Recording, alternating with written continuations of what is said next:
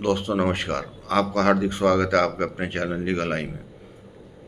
ये अंधकार से प्रकाश की ओर चलने की व्यवस्था का चित्रण करता है। दोस्तों आज हम विचार करेंगे भौतिक जगत और आध्यात्मिक जगत के गुरुओं के बारे में। भौतिक जगत में एक बच्चे को ABCD से लेकर अंतरिक्ष तक के ज्ञान के लिए भिन्न भिन्न पड़ाव पर भिन्न भिन्न गुरुओं की आवश्यकता पड़ती है। सब्जेक्ट के लिए अलग टीचर चाहिए, गणित के लिए अलग टीचर चाहिए, साइंस के लिए अलग चाहिए, बायोलॉजी के लिए अलग चाहिए, क्योंकि वो अपने अपने स्तर के प्रयोग कराते हैं। जो टीचर जितना अच्छा होगा वो अपने शिष्य को उसके धरातल पे जाके उसको ऊपर उठा लाएगा और अपने धरातल से भी ऊपर उठाने की कोशिश करेगा। ये उस टीचर की ग्रेस है कि वो अपने से ज़्यादा काबिल बना देता है अपने शिष्य को। लेकिन आध्यात्मिक जो गुरु हैं वहाँ थोड़ा सा डिफरेंस है।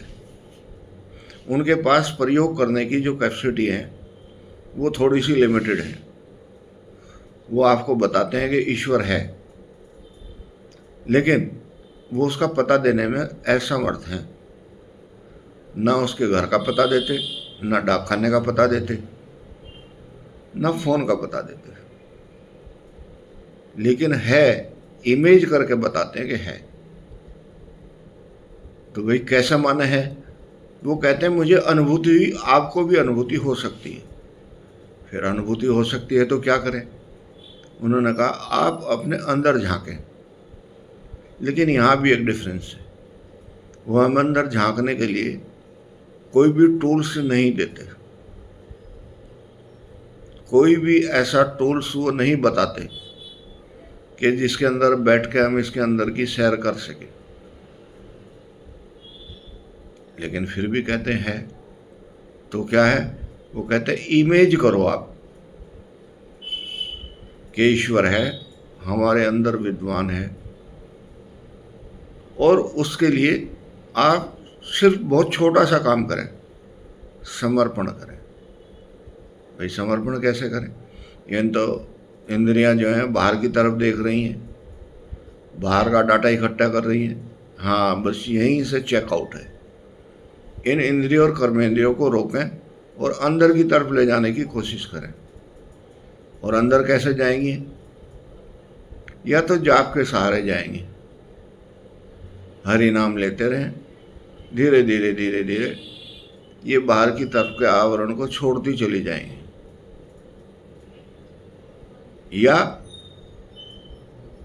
ध्यान की तरफ जाएं, बार बार विचार करते रहें कि मैं किसी अमुक चीज़ को देख रहा हूँ, तो ये इंद्रिय और कर्मेंद्रियों का जो बाह्य व्यापार है वो कुछ कम हो जाएगा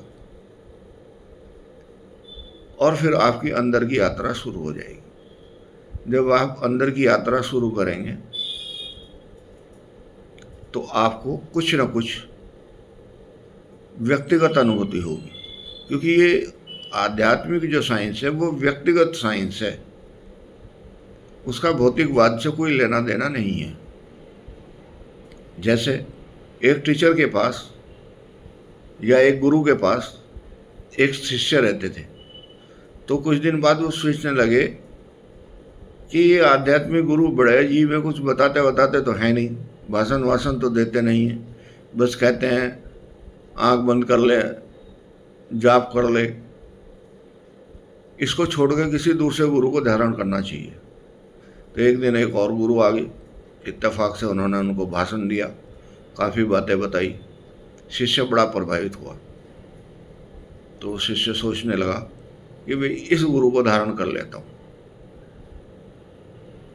जब उन्होंने पूरी बात कर ली तो उनके गुरु ने पूछा भाई कुछ और हो तो और भी बता दे। कहने लगे जी मैंने 4 घंटे भाषण दिया, आपको समझ में नहीं आया कि भाई ये जो 4 घंटे आपने भाषण दिया है तो दूसरों की बात बताई आपने, जो आपने सामान इकट्ठा करा था वो दिखाया आपने व्यक्तिगत रूप से क्या उत्पत्ति की वो तो बताओ, आपको क्या अनुभूति है वो तो बताओ।